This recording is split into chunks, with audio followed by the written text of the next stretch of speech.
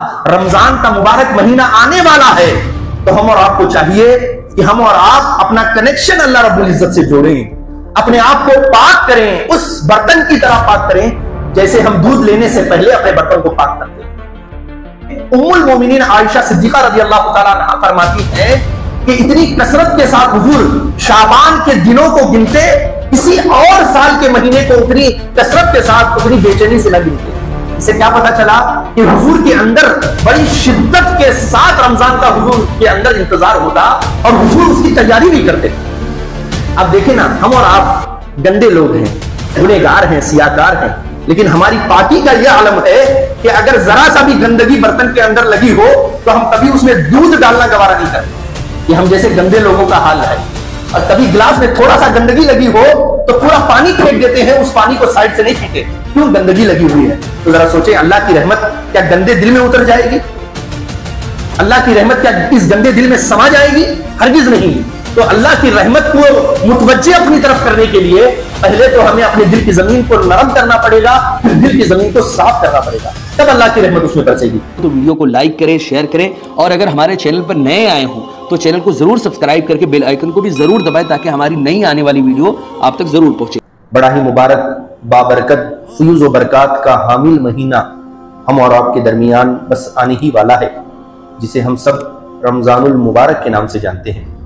तो इस हैसियत से आज के खिताब का उन्वान और मौजू जो है वो इस्तिक़बाल रमज़ान है। सबसे पहले अल्लाह रब्बुल इज़्ज़त की बारगाह में दुआ करता हूँ कि मौला करीम मेरे दिल में हक़ पैदा फरमाए, ज़बान से हिकमत भरे जुमले सादिर फरमाए और उन जुमलों को दिलों में उतरने की तासीर अता फरमाए। आमीन आमीन या रब्बल आलमीन बिजाहि सय्यिदिल मुरसलीन। हज़रात, अल्लाह रब्बुल इज़्ज़त ने अपने बंदों को दुनिया में बेशुमार अपनी नेमतें अता फरमाई हैं। कुछ नेमतें ऐसी हैं जो दुनिया में बड़ी फायदेमंद हैं, उससे बड़ी लज्जत हासिल होती है, बड़ा सुकून हासिल होता है, लेकिन वही नेमत आखिरत में पहुंचकर बड़ी आजमाइश का जरिया बन जाती है। मिसाल के तौर पे औलाद, मालो दौलत, सेहत व तंदुरुस्ती, ओहदा और मनसब, ये अल्लाह की ऐसी नेमतें हैं कि अगर ये सही तौर पर इस्तेमाल हुई हैं, सही जगह पर इसका खर्च हुआ है और इसको इस्तेमाल बंदे ने किया है, तब तो वो आखिरत में सुरखरू होगा और इसका हिसाब देने में उसे आसानी होगी। और अगर अल्लाह की इन नेमतों को अल्लाह की नाफरमानी में वो इस्तेमाल किया होगा तो परेशान हो जाएगा। सेहत है, माल है, रुपया पैसा है, औलाद है, ओहदा और मनसब है, ये सारी चीजें। और कुछ नेमतें अल्लाह की ऐसी हैं जिसका दुनिया में कोई फायदा नजर नहीं आता, दुनिया में कोई मुनाफा नजर नहीं आता, लेकिन आखिरत में उसका बड़ा फायदा है। जैसे गरीबों को खाना खिलाना, लोगों की मदद करना, कोई देखने वाला ना हो, किसी बेवा के दिल से दुआ को ले लेना और उसकी जरूरतों को पूरा कर देना, ये ऐसी नेमतें हैं जिसका दुनिया में कोई फायदा बजाहिर नजर नहीं आता, लेकिन आखिरत में इसका बड़ा फायदा है। और कुछ नेमतें ऐसी हैं जिसका दुनिया में भी बड़ा फायदा है, दुनिया में भी नफा हासिल करने का जरिया है और आखिरत में भी उन नेमतों से बड़ा नफा हासिल किया जा सकता है। उन नेमतों में से रमजानुल मुबारक एक अल्लाह की बड़ी नेमत है। रमजानुल मुबारक दुनिया में अल्लाह की बख्शिश और मग़फ़िरत हासिल करने का जरिया है और आखिरत में अल्लाह की रजा और उसकी खुशनुदी को पाने का जरिया है। रमजानुल मुबारक इतना अजीम महीना है, इतना बड़ा महीना है। अब जरा देखें कि जब भी हम किसी प्रोग्राम को ऑर्गेनाइज करते हैं, किसी महफिल को सजाते हैं, किसी महफिल का इनेकाद करते हैं, तो उस महफिल में एक नकीबे महफिल होता है जिसको हमारी जबान में अलाउंसर कहते हैं। अलाउंसर का काम यह होता है कि जो मेहमान बयान के लिए या दीन की दावत के लिए आ रहा है उसका इंट्रोडक्शन कराना लोगों के सामने, ये अलाउंसर का, नकीब का काम होता है कि फला हजरत जो आ रहे हैं उनका इल्म में इतना बड़ा मकाम है, उन्होंने वो तकवा के इतने बड़े पैकर हैं, वो जब बात करते हैं तो ऐसा लगता है, ऐसा लगता है। ये तारुफ वो अलाउंसर लोगों के सामने कराता है, जिसकी वजह से लोगों को उनकी अहमियत का पता चलता है और नहीं सुनने आने वाला शख्स भी उनके खिताब को सुनने के लिए आता है, उनकी मजलिस में आता है। ये अलाउंसर का काम होता है। अब जरा गौर करें, हुजूर सल्लल्लाहु अलैहि वसल्लम खुद जिसका इस्तकबाल कर रहे हों, जिसकी अजमत के बारे में बता रहे हों, उसकी क्या अजमत होगी, उसकी क्या शान होगी, उसकी क्या बुजुर्गी होगी। हुजूर सल्लल्लाहु अलैहि वसल्लम है, मिंबर रसूल पर बैठे हुए हैं, सारे सहाबा सर से पांव तक कान बनकर हुजूर के सामने हुजूर की बातों को सुनने के लिए बैठे हैं। हुजूर अलैहिस्सलातु वस्सलाम इरशाद फरमाते हैं, माज़ा यस्तक़बिलून व मा तस्तक़बिलून, जानते हो कि तुम किसका इस्तकबाल करने वाले हो और जानते हो कौन तुम्हारा इस्तेकबाल करने वाला है, जानते हो कौन तुम्हारी तरफ आ रहा है और तुम किसकी तरफ जा रहे हो, ये जानते हो। हजरत उमर फारूक रज़ी अल्लाह तआला अन्हु ने जब ये सुना, एक बेचैनी में खड़े हो गए हुजूर के सामने, अर्ज किया, हुजूर क्या अल्लाह की कोई वही आने वाली है, अल्लाह का कोई पैगाम हमारे लिए आने वाला है, या कोई दुश्मन लश्कर आने वाला है जो हम पर हमला करने वाला है और हमें उससे जंग करनी है, आखिर कौन हमारे सामने आने वाला है? तो हुजूर ने फरमाया ऐसा कुछ नहीं। तो फिर हजरत उमर फारूक ने अर्ज किया, हुजूर फिर माजा यस्तकबिलूना के क्या मतलब है, कौन हमारे दरमियान आने वाला है, कौन हमारे पास आने वाला है? तो हुजूर अलैहिस्सलातु वस्सलाम ने इरशाद फरमाया कि हमारे पास एक ऐसा मुबारक महीना आने वाला है कि जिसकी पहली ही रात को अल्लाह रब्बुल इज्जत अपने बंदों को बख्शिश का परवाना दे देता है। एक ऐसा महीना हमारे दरमियान आने वाला है कि जिसकी पहली ही रात को अल्लाह रब्बुल इज्जत मगफिरत के और बख्शिश के खजाने बंदों के लिए खोल देता है। ऐसा मुबारक महीना आने वाला है कि जिस मुबारक महीने की बरकत से अल्लाह रब्बुल इज्जत जहन्नम के दरवाजों को बंद कर देता है, जन्नत के दरवाजों को खोल देता है। ऐसा महीना आने वाला है कि जिसमें की गई एक नफल इबादत फर्ज के बराबर कर दी जाती है और एक फर्ज की इबादत को उसका सवाब 70 गुना बढ़ा दिया जाता है। हुजूर फरमा रहे हैं ऐसी रहमत वाला महीना हमारे दरमियान आने वाला है, ऐसा बाबरकत महीना हमारे दरमियान आने वाला है कि जिसकी सिर्फ एक रात लैलतुल क़द्र 1000 रातों से भी अफजल है।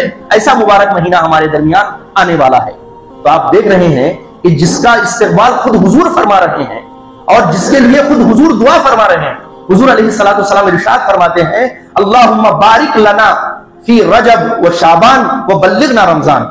ऐ अल्लाह, ऐ परवरदिगार, हमारे लिए रजब और शाबान को बरकत वाला बना दे और खैर व आफियत के साथ हमें रमजान तक पहुंचा दे।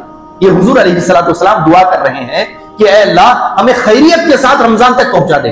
तो जिसके लिए खुद हुजूर दुआ करें और मिंबर लगाकर हुजूर जिसका खुतबा पढ़े, उसकी कितनी अजमत, बुजुर्गी और शान होगी। हुजूर अलैहिस्सलातु वस्सलाम एक मकाम पर इरशाद फरमाते हैं कि तवज्जो से सुने, हुजूर फरमाते हैं अगर अल्लाह रब्बुल इज्जत को अपने बंदों की बख्शिश का इरादा न होता तो अल्लाह रब्बुल इज्जत हरगिज उन्हें रमजान ना अता करता। अल्लाह जो रमजान बंदों को दे रहा है उसकी मंशा ये है कि अल्लाह रब्बुल इज्जत अपने बंदों को बख्शना चाहता है, उनको माफ करना चाहता है, उनको अपनी रहमत के खजाने अता फरमाना चाहता है। इसलिए अल्लाह रब्बुल इज्जत अपने बंदों को रमजानुल मुबारक जैसा अजीम महीना अता फरमाता है।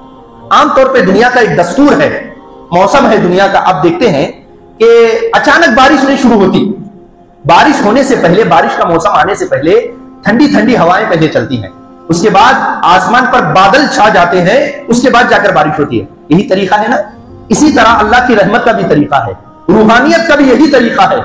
रमजान की रहमत डायरेक्ट नहीं आती, उससे पहले रजब में अल्लाह की रहमत की हवाएं चलने लगती हैं, फिर शाबान में अल्लाह की रहमत की घटाएं और बादल छा जाते हैं, फिर रमजान मुबारक जैसे ही आता है रात दिन अल्लाह की रहमत की बरसात होने लगती है। बड़े खुश नसीब होते हैं वो लोग जो अल्लाह की रहमत को पाते हैं और अल्लाह की रहमत की कद्र करते हैं। तवज्जो से सुने इस लफ्ज को, अल्लाह की रहमत को पाना भी बड़ी खुश नसीबी की बात है और अल्लाह के रहमत की कद्र करना भी बड़ी फजल की बात है। वरना कितने ऐसे लोग हैं जो पिछले साल हमारे दरमियान यही बैठे थे, आज वो हमारे दरमियान नहीं है। वो खुश नसीब है जो इस रमजान को पा रहे हैं। रमजान का मौका, अल्लाह की इबादत करने का मौका रमजान में उनको मिल गया, वो खुश नसीब है। और वो भी खुश नसीब है कि रमजान का महीना तो पा रहे हैं, साथ में उसकी कद्र करने की तौफीक अल्लाह उन्हें दे रहा है। वरना बहुत से ऐसे लोग हैं जो पिछले साल भी मौजूद थे, इस साल भी मौजूद हैं, और बस उस साल भी रमजान गुजर गया, इस साल भी गुजर जाएगा। उनके नजदीक रूटीन के मुताबिक ये महीना है। पिछले साल भी रमजान आया था, इस साल भी आ गया, पिछले साल भी रोजे रखने थे, इस साल भी रोजे रख लिए। उनके नजदीक जैसे 12 महीने साल में 12 महीने होते हैं, उसी तरह का एक महीना रमजान का भी होता है। लेकिन ऐसी बात नहीं है।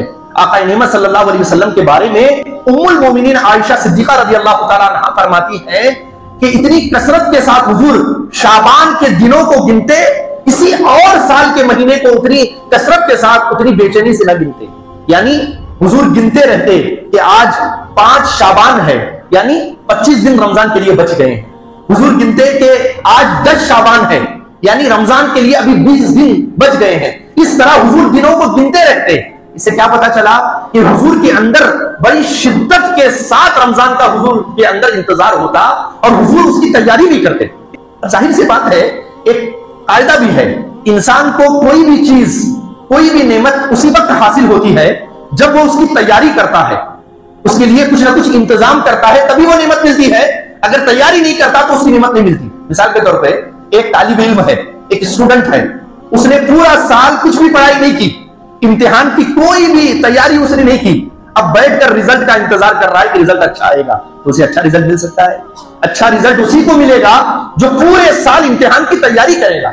इसी तरह एक किसान है, खेत जोतने वाला है, वो बारिश के दिनों से पहले खेत को ना जोते, उसके अंदर बीज को ना लगाए, पानी से सैराब ना करे, बस बैठकर इंतजार करे कि बारिश का मौसम आएगा, बेहतरीन फसल निकल आएगी, तो उसको क्या मिलेगा? बारिश के बाद घास ही मिलेगी, फसल तो कुछ नहीं मिल सकती। तो इंसान को तभी वो नेमत हासिल होती है जब पहले से वो उसकी तैयारी करता है। और अगर तैयारी नहीं करता तो कितनी भी बारिश क्यों ना हो, कितनी भी नेमत की बरसात उस पर क्यों ना हो, उसे सब कुछ मिल सकता है, वो नेमत की खैरात उसे नहीं मिल सकती। अब जरा देखें, बर्तन अगर उल्टा हो, कितनी भी बारिश क्यों ना हो, एक बूंद पानी भी उसके अंदर नहीं जा सकता। जाएगा? नहीं जाएगा। और अगर बर्तन सीधा कोई कर ले, बारिश भले थोड़ी थोड़ी क्यों ना हो, उसके अंदर कुछ ना कुछ पानी जमा जरूर हो जाएगा। हमारा हाल क्या है? हमारे दिल के बर्तन उल्टे पड़े हुए हैं और हमारे दिल की जमीन सख्त हो गई है। अब देखिए, बारिश आने से पहले किसान धूप में कितनी मेहनत करके खेत को जोतता है। क्या वजह है कि अगर नहीं जोतेगा, जमीन सख्त रहेगी, तो बारिश बरसेगी और बह के पानी चला जाएगा, अंदर जज्ब जमीन नहीं कर पाएगी। इसलिए वो मेहनत करता है, धूप में खेत को जोतता है, उसे बैलों के जरिए और ट्रैक्टर के जरिए उसको ढीला करता है ताकि बारिश हो तो पानी अंदर से अंदर तक चला जाए, ताकि उसका फायदा बाद में फसल को पहुंच सके। तो हमें भी चाहिए कि इस्तेक़बाले रमजान करने के लिए, रमजान के आने से पहले हम अपने दिल की जमीन को सबसे पहले नरम करें और दिल के बर्तन को सीधा करें ताकि अल्लाह की रहमत उसमें आ जाए। अब देखिए ना, हम और आप गंदे लोग हैं, गुनहगार हैं, सियाकार हैं, लेकिन हमारी पाकी का यह आलम है कि अगर जरा सा भी गंदगी बर्तन के अंदर लगी हो तो हम कभी उसमें दूध डालना गवारा नहीं करते। ये हम जैसे गंदे लोगों का हाल है। और कभी गिलास में थोड़ा सा गंदगी लगी हो तो पूरा पानी फेंक देते हैं, उस पानी को साइड से नहीं पीते, क्यों? गंदगी लगी हुई है। तो जरा सोचें, अल्लाह की रहमत क्या गंदे दिल में उतर जाएगी? अल्लाह की रहमत क्या इस गंदे दिल में समा जाएगी? हरगिज नहीं। तो अल्लाह की रहमत को मुतवज्जे अपनी तरफ करने के लिए पहले तो हमें अपने दिल की जमीन को नरम करना पड़ेगा, फिर दिल की जमीन को साफ करना पड़ेगा, तब अल्लाह की रहमत उसमें बरसेगी। सूफिया इकराम फरमाते हैं, सबसे पहले अल्लाह की रहमत को अपनी तरफ मुतवज्जे करने के लिए तौबा करना जरूरी है। और तौबा का मतलब क्या है? हम समझते हैं कि गुनाह कर लिए तौबा तौबा। तौबा का लफ्ज का माना यह है अल्लाह की तरफ मुतवज्जे होने को तौबा बोलते हैं। अल्लाह फरमाता है सूरह कुरान मजीद में, सूरह माइदा की आयत नंबर 39 में अल्लाह फरमाता है, फमन ताबा मिन बादि ज़ुल्मिही व अस्लहा फइन्नल्लाह यतूबु अलैहि इन्नल्लाह गफूरुर रहीम। अल्लाह फरमाता है, जो कोई बंदा गुनाह कर ले, उससे खता हो जाए, रब की नाफरमानी हो जाए, उसके बाद उसे ख्याल आ जाए कि मैंने गुनाह कर लिया है, मैंने खता कर ली है, उसके बाद वो अल्लाह की तरफ मुतवज्जे हो जाए, अल्लाह की तरफ अपने आप को कर ले, अल्लाह की बारगाह में अपने आप को पेश कर दे, वो असलहा और अपने अमल को सुधार ले, फिर क्या होता है? फ़इन्नल्लाह यतूबु अलैहि, तो खुद अल्लाह उसकी तरफ मुतवज्जे हो जाता है, खुद अल्लाह उसकी तरफ तौबा फरमाता है।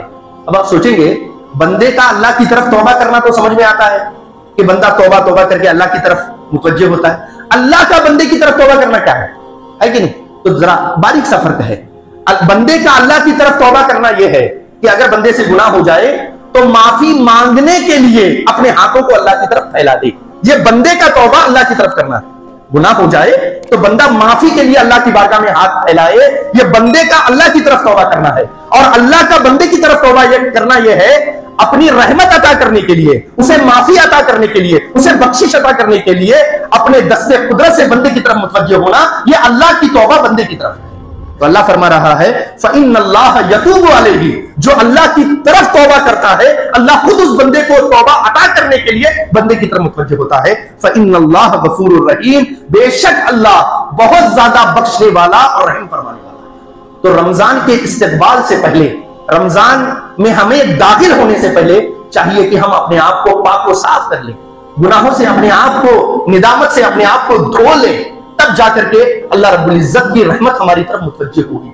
भले हम कितने बड़े गुनहगार क्यों ना हो, अपने तौबा एक ऐसी चीज है जो बंदे को धो देती है। फिर तौबा के बड़े दर्जे हैं, बड़े दर्जे हैं। सूफिया इकराम फरमाते हैं, कोई डर के तौबा कर ले, कोई शर्म के मारे तौबा कर ले कि लोग क्या कहेंगे, कोई किसी लालच में तौबा कर ले। तौबे के बड़े दर्जे हैं, लेकिन सूफिया फरमाते हैं अल्लाह रब्बुल इज्जत को सबसे प्यारी तौबा वो है, अच्छी तौबा अल्लाह रब्बुल इज्जत को बंदे की वो लगती है कि बंदा हया की वजह से तौबा कर ले। ये सोचकर अल्लाह की बारगाह में तौबा करे। नौजवान गौर से सुने, अल्लाह को सबसे ज्यादा जो तौबा पसंद है वो कौन सी है कि बंदा शर्म के मारे तौबा करे, अल्लाह से हया करके तौबा करे कि अल्लाह रब्बुल इज्जत हर बंदे को देखने वाला है, हर जगह मुझे देखने वाला है, मैं अल्लाह की बारगाह में क्या मुंह लेकर जाऊंगा।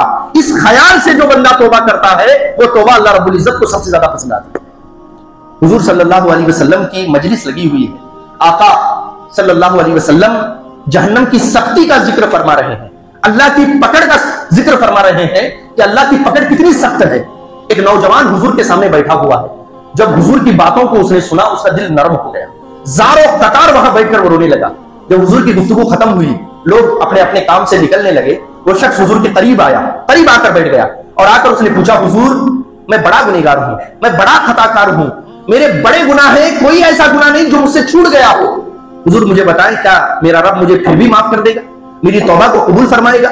हुजूर ने फरमाया, बंदे अगर तेरे गुनाह जमीन और आसमान के बराबर भी क्यों ना हो, अगर तू तौबा के इरादे से सच्चा दिल लेकर अल्लाह की बारगाह में आएगा तो अल्लाह रब्बुल इज्जत तेरे जमीन और आसमान के बराबर गुनाहों को भी माफ कर देगा। वो बड़ा खुश हुआ, उसने कहा, हुजूर फिर आप गवाह हो जाइए, मैं अपने पिछले सारे गुनाहों से तौबा करता हूं और आगे गुनाह न करने का अज़्म आपके सामने, वादा आपके सामने करता हूं। ये कह के वो वहां से उठा, अपने घर चला गया। कुछ घंटे गुजरे, वो दौड़ता हुआ हुजूर की बारगाह में दोबारा आया। अब जब वो आया, बड़ा बेचैन था, बड़ा बेकरार था, ऐसा लग रहा था कि पता नहीं उसका क्या खो गया है या पता नहीं उसको क्या हो गया है, पता नहीं क्या उसने देख लिया है। इतनी दहशत के मारे वो हुजूर की खिदमत में आया। हुजूर ने फरमाया, खैरियत तो क्या हो गया? तो हुजूर, जब से मैं आपकी बारगाह में तौबा करके गया हूं, मुझे एक सवाल बड़ा परेशान कर रहा है, मुझे एक सवाल बैठने नहीं दे रहा, इतना बेचैन कर रहा है। हुजूर ने फरमाया, वो क्या सवाल है? तो हुजूर, मेरे दिल में एक सवाल पैदा हुआ है, मैं बड़ा गुनहगार था, खताकार था, आपके हाथ पर तौबा करने के बाद मुझे उम्मीद है कि अल्लाह मुझे माफ कर देगा, लेकिन हुजूर एक सवाल बड़ा सता रहा है। हुजूर ने फरमाया, वो क्या सवाल है? तो हुजूर, जब मैं गुनाह करता था, जब मैं कोई गुनाह करता था तो क्या मेरा रब मुझे देखता था? मैं जब अकेले में बंद रूम में कोई गुनाह कर रहा था, क्या मेरा रब उस वक्त मुझे देख रहा था? हुजूर फरमाते हैं, क्या बात करते हो, वो तो अलीमुन बिज़ाति सुदूर है, वो दिलों में पैदा होने वाले हालात को भी जानता है, भला तेरा गुनाह उससे कैसे छुप सकता है? तू जब भी गुनाह करता था मेरा रब उसे जरूर देखता था। इतना सुनना था, उसकी चीख निकली और उसने जबान से कहा, फिर मैं अपने रब को क्या मुंह दिखाऊंगा? ये कहकर वो जमीन पे गिरा और उसकी जान उसी वक्त उसके कब्र से परवास कर दी। ये शर्म थी उसके अंदर। हुजूर ने फरमाया, जिसे जन्नती शख्स को देखना है इसे देख ले, क्योंकि इसने अल्लाह की बारगाह में इतनी सच्ची तौबा की है कि उस हया के वजह से ये मर गया है। तो जरा अंदाजा करें, सबसे प्यारी तौबा अल्लाह रब्बुल इज्जत को जो हया के मारे की जाए, अल्लाह की बारगाह में खड़े होने के हिसाब के खौफ से की जाए, वो अल्लाह को सबसे ज्यादा तौबा पसंद है। बुखारी मुस्लिम की मुत्तफक अलैह हदीस है। बनी इसराइल में एक शख्स था, बड़ा गुनहगार था, बड़ा खताकार था, इतना खताकार था कि कोई गुनाह उसकी जिंदगी में उससे बचता नहीं था। लेकिन जैसे ही उसका आखिरी वक्त आने लगा ना, तो उसके सारे गुनाह उसे नजर आने लगे, पूरी जिंदगी की स्क्रीन उसके सामने चलने लगी। मैंने ये गुनाह किया था, इसके साथ गुनाह किया था, सारे गुनाह उसे नजर आने लगे। वो बड़ा बेचैन हो गया। अब कभी देखिए, अगर इंसान का दिल जिंदा हो ना, तो वो गुनाह इंसान को भूलते नहीं है, कभी ना कभी वो गुनाह याद आते हैं। और ये याद आना अल्लाह की रहमत है, ताकि बंदा अल्लाह को याद करके तौबा कर ले, तो उसको सारे गुनाह स्क्रीन की तरह नजर आने लगे कि मैंने ये गुनाह किए हैं, ये गुनाह किए हैं। तो उसने अपने सारे बच्चों को बुलाया, कहा, बच्चों मैं तुम्हें एक नसीहत करना चाहता हूं, मेरी जिंदगी की एक आखिरी वसीयत करना चाहता हूं।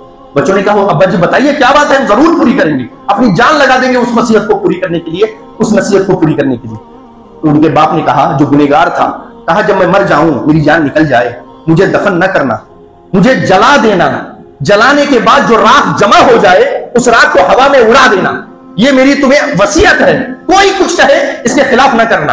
लिहाजा इंतकाल हो गया 1-2 दिन के बाद। अब बाप की वसीयत थी, अब बाप की आखिरी वसीयत पे अमल करना ही है, तो बच्चों ने उसी तरह किया, उसे जला दिया। उसके बाद जो राख बच गई थी उसको हवा में उड़ा दिया, इधर हवा में उड़ाया, उधर अल्लाह रब्बुल इज्जत की बारगाह में उसकी रूह को पेश किया गया। फरिश्तों ने ले जाकर अल्लाह की बारगाह में रूह को पेश किया। अल्लाह रब्बुल इज्जत ने उस बंदे से एक सवाल किया, कहा, बंदे बस ये बता कि इस काम के करने पे किस चीज ने तुझे उबारा है, किस चीज ने तुझे आमादा किया है कि तू अपने आप को जला ले और अपनी राख को हवा में उड़ा दे। किस चीज ने तुझे यह करने पे आमादा किया?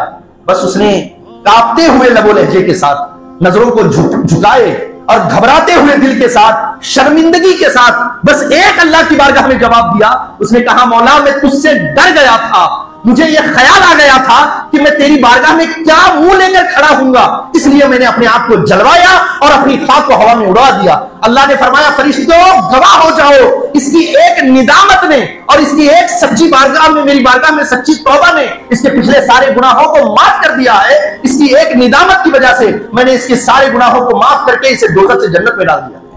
तो आपने देखा, जब सच्ची तौबा होती है तो अल्लाह रब्बुल इज्जत की रहमत किस तरह बंदे की तरफ मुतवज्जह होती है। अर्ज ये कर रहा था, रमजान का मुबारक महीना आने वाला है, तो हम और आपको चाहिए कि हम और आप अपना कनेक्शन अल्लाह रब्बुल इज्जत से जोड़ें, अपने आप को पाक करें, उस बर्तन की तरह पाक करें जैसे हम दूध लेने से पहले अपने बर्तन को पाक करते हैं। कि दूध गंदे बर्तन में नहीं रखा जाता, पाक और साफ बर्तन में रखा जाता है। इसी तरह अल्लाह की रहमत हर कहीं नहीं बरसती, उसके लिए दिल पाक होना चाहिए, दिल की जमीन साफ होनी चाहिए। तो हम और आप वो करने की कोशिश करें, और जिस तरह जिंदगी के सारे रमजान पहले के गुजर गए, उस तरह इस रमजान को रूटीन के तौर पे ना गुजारें और इसे 12 महीने में से एक महीना एक और आ गया ऐसा तसव्वुर ना करें, बल्कि अल्लाह की बड़ी नेमत है यह तसव्वुर करके अपनी जिंदगियों से इस रमजान को रुखसत करें और इस रमजान की हर नेमत को अपनी जिंदगी में हासिल करने की कोशिश करें। हजरत मोहतरम, वीडियो अगर पसंद आई हो तो वीडियो को लाइक करें, शेयर करें, और अगर हमारे चैनल पर नए आए हो तो चैनल को जरूर सब्सक्राइब करके बेल आइकन को भी जरूर दबाएं ताकि हमारी नई आने वाली वीडियो आप तक जरूर पहुंचे। अस्सलामु अलैकुम वरहमतुल्लाहि वबरकातुहू।